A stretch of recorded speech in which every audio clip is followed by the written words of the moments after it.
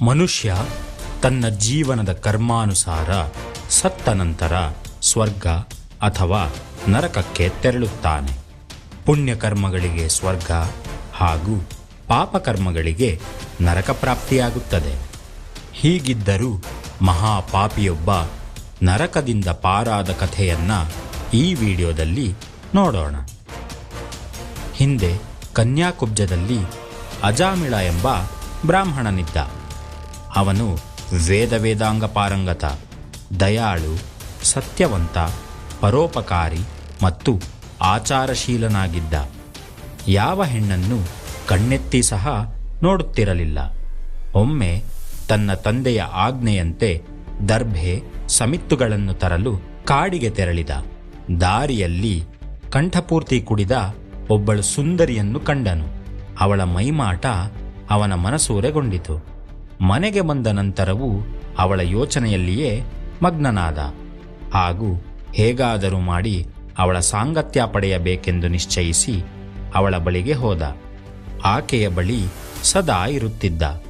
ಕೈ ಹಿಡಿದ ಪತ್ನಿಯನ್ನು ಕಡೆಗಣಿಸಿ ಆ ಸುಂದರಿಗೆ ತನ್ನ ಹಣ ಆಸ್ತಿಯನ್ನೆಲ್ಲ ಧಾರೆ ಎರೆದ. ಹಣ ಖಾಲಿಯಾದ ನಂತರ ಕಳ್ಳತನ, ಮೋಸ ಮತ್ತು ಜೂಜಾಟಕ್ಕೆ ಇಳಿದ.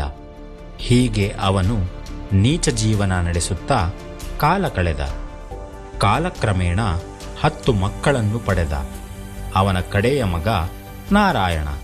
ಅವನೆಂದರೆ ಅಜಾಮಿಳನಿಗೆ ಬಹುಪ್ರೀತಿ. ನಾರಾಯಣನು ಸದಾ ಅವನ ಜೊತೆಯಲ್ಲೇ ಇರುತ್ತಿದ್ದ.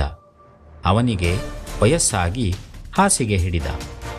ಅವನ ಕಾಲ ಸನ್ನಿಹಿತವಾಗಿದ್ದರಿಂದ ಯಮದೂತರು ಅವನನ್ನು ನರಕಕ್ಕೆ ಕರೆದೊಯ್ಯಲು ಬಂದರು. ಅವರ ವಿಕಾರವಾದ ರೂಪವನ್ನು ನೋಡಿ ಹೆದರಿದ ಅಜಾಮಿಳ ನಾರಾಯಣ ಎಂದು 3 ಬಾರಿ ಕರೆದ. ಕೂಡಲೇ ವಿಷ್ಣುದೂತರು ಅಲ್ಲಿಗೆ ಬಂದು ಯಮದೂತರನ್ನು ತಡೆದರು. ಯಮದೂತರು ವಿಷ್ಣುದೂತರಿಗೆ, ಈತ ಮಹಾಪಾಪಿ, ಇವನಿಗೆ ನರಕ ಪ್ರಾಪ್ತಿಯಾಗಿದೆ, ಧರ್ಮಾನುಸಾರ ಇವನನ್ನು ಕರೆದೊಯ್ಯಬೇಕೆಂದು ಹೇಳಿದರು. ಆಗ ವಿಷ್ಣುದೂತರು, ಈತ ಪಾಪಿಯಾದರೂ ಸಹ ಸಾಯುವ ಸಮಯದಲ್ಲಿ ನಾರಾಯಣನ ನಾಮಸ್ಮರಣೆ ಮಾಡಿದ್ದರಿಂದ ಈತನ ಪಾಪಗಳೆಲ್ಲ ಕರಗಿ ಅವನಿಗೆ ವೈಕುಂಠ ಪ್ರಾಪ್ತಿಯಾಗಿದೆ ಎಂದು ಹೇಳುತ್ತಾರೆ. ಯಮದೂತರು ವಿಷ್ಣುದೂತರಿಗೆ ಈತ ನಾರಾಯಣ ಎಂದು ಕರೆದದ್ದು ತನ್ನ ಮಗನನ್ನೇ ಹೊರತು ಸರ್ವಶಕ್ತನಾದ ವಿಷ್ಣುವನ್ನಲ್ಲ ಎಂದು ಹೇಳುತ್ತಾರೆ.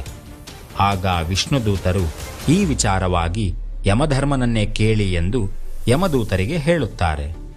ಯಮದೂತರು ಯಮಧರ್ಮನ ಬಳಿ ನಡೆದ ವಿಚಾರ ಹೇಳಿದಾಗ ಯಮಧರ್ಮ, ಸರ್ವಶಕ್ತನಾದ ಲೋಕಪಾಲಕನ ಲೀಲೆ ಯಾರೂ ಅರಿಯಲು ಸಾಧ್ಯವಿಲ್ಲ, ಆದ್ದರಿಂದ ಅವನನ್ನು ಬಿಟ್ಟು ಬಿಡಿ ಎನ್ನುತ್ತಾನೆ. ನಂತರ ವಿಷ್ಣುದೂತರು ಅಜಾಮಿಳನನ್ನು ವೈಕುಂಠಕ್ಕೆ ಕರೆದೊಯ್ಯುತ್ತಾರೆ. ಆದ್ದರಿಂದ ಮಹಾಪಾಪಿಯಾದ ಅಜಾಮಿಳನೂ ಸಹ ಸಾಯುವ ಸಮಯದಲ್ಲಿ ನಾರಾಯಣನ ನಾಮಸ್ಮರಣೆ ಮಾಡಿದ್ದರಿಂದ ಅವನಿಗೆ ವೈಕುಂಠ ಪ್ರಾಪ್ತಿಯಾಗಿ ನಾರಾಯಣನ ಸಾನ್ನಿಧ್ಯವನ್ನು ಪಡೆಯುತ್ತಾನೆ.